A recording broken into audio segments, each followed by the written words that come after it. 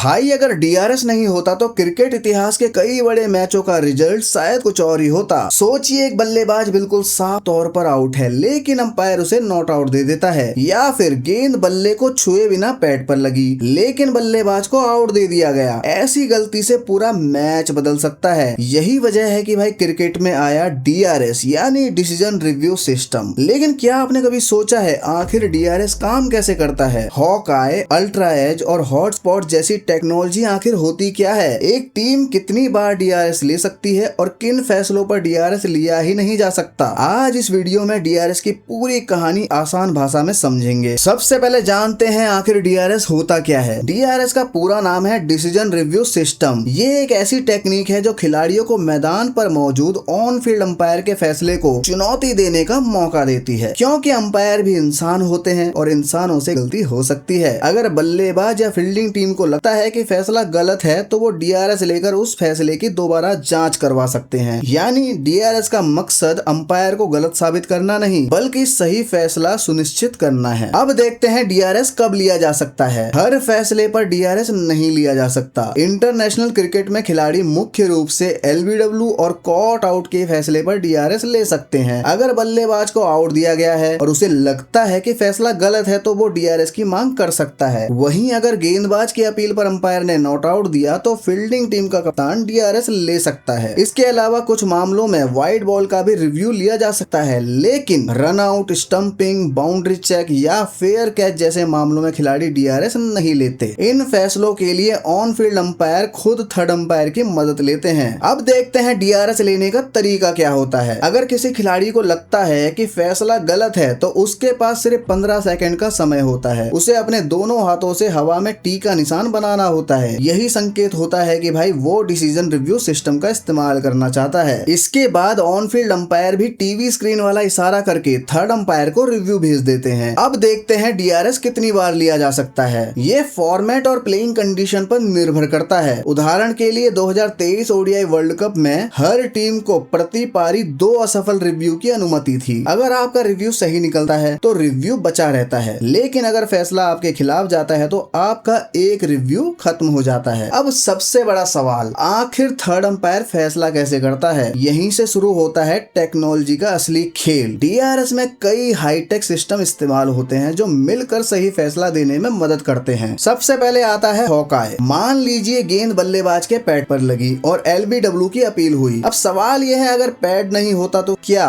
Ball stump पर लगती? यही काम आता है हॉकआई। ये टेक्निक गेंद की पूरी मात्रा को ट्रैक करती है। गेंद कहाँ पिच हुई, किधर टर्न हुई और आगे जाकर स्टंप्स को हिट करती है या नहीं, ये सब हॉकआई दिखाता है। इसी वजह से एलबीडब्ल्यू के फैसले में इसका सबसे ज्यादा इस्तेमाल होता है। दूसरा है अल्ट्रा एज। अब मान लीजिए बॉल विकेट कीपर के हाथ में गई और पूरी टीम ने कैच की अपील कर दी, लेकिन सवाल यह है कि क्या बॉल बल्ले से लगी थी या सिर्फ पैड से? यही काम आता है अल्ट्रा एज, जिसे पहले स्नीकोमीटर भी कहा जाता था। ये बेहद सेंसिटिव ऑडियो सेंसर का इस्तेमाल करता है। अगर बॉल बल्ले से हल्का सा भी टकराती है तो ग्राफ में एक छोटा सा स्पाइक दिखाई देता है, जिससे थर्ड अंपायर समझ जाता है कि बॉल बल्ले से लगी थी या नहीं लगी थी। तीसरा है हॉटस्पॉट। ये इंफ्रारेड कैमरा टेक्नोलॉजी पर काम करता है। अगर बॉल बल्ले, पैड या शरीर के किसी भी हिस्से से टकराती है तो वहां हल्का हीट मार्क बन जाता है, जिससे पता चल जाता है कि कांटेक्ट हुआ था या नहीं। हालांकि हॉटस्पॉट हर मैच में अवेलेबल नहीं होता। अब बात करते हैं डीआरएस के इतिहास की। तो डीआरएस का इस्तेमाल पहली बार 2008 में भारत और श्रीलंका के टेस्ट मैच में किया गया था। उस समय इसका नाम यूडीआरएस यानी अंपायर डिसीजन रिव्यू सिस्टम था। और मजेदार बात यह है कि डीआरएस के जरिए आउट दिए जाने वाले दुनिया के पहले बल्लेबाज थे वीरेंद्र सहवाग। इसके बाद 2009 से टेस्ट क्रिकेट में इसका इस्तेमाल बढ़ा। 2011 ओडीआई वर्ल्ड कप में पहली बार बड़े स्तर पर इसे अपनाया गया और 2017 से टी20 इंटरनेशनल क्रिकेट में डीआरएस का इस्तेमाल शुरू हो गया। आज लगभग हर बड़ी इंटरनेशनल सीरीज और बड़ी टी20 लीग में डीआरएस का इस्तेमाल किया जाता है। लेकिन क्या डीआरएस 100% सही होता है? जवाब है नहीं, क्योंकि कुछ टेक्निक्स जैसे कि हॉकआई गेंद की आगे की दिशा का प्रेडिक्शन करती है, इसलिए कई बार अंपायर्स कॉल भी देखने को मिलता है। यानी अगर सबूत पूरी तरह साफ नहीं होता तो मैदान पर खड़े अंपायर का फैसला ही माना जाता है। इसलिए डीआरएस का मकसद अंपायर की जगह लेना नहीं बल्कि गलतियों को कम करना होता है। तो भाई ये था पूरा डीआरएस का कच्चा चिट्ठा। अब आपको समझ आ गया होगा कि डीआरएस आखिर काम कैसे करता है, हॉकआई, अल्ट्रा एज और हॉटस्पॉट का इस्तेमाल क्यों होता है और क्रिकेट में इसकी जरूरत क्यों पड़ती है। अब आप बताइए कि क्या आपको लगता है कि भविष्य में एआई और नई टेक्नोलॉजी आने के बाद क्रिकेट में अंपायर की जरूरत कम हो जाएगी या फिर इंसानी फैसला हमेशा खेल का हिस्सा रहना चाहिए। कमेंट करके जरूर बताना। और भाई वीडियो पसंद आई हो तो इसे लाइक कर देना और चैनल को सब्सक्राइब करना मत भूलना।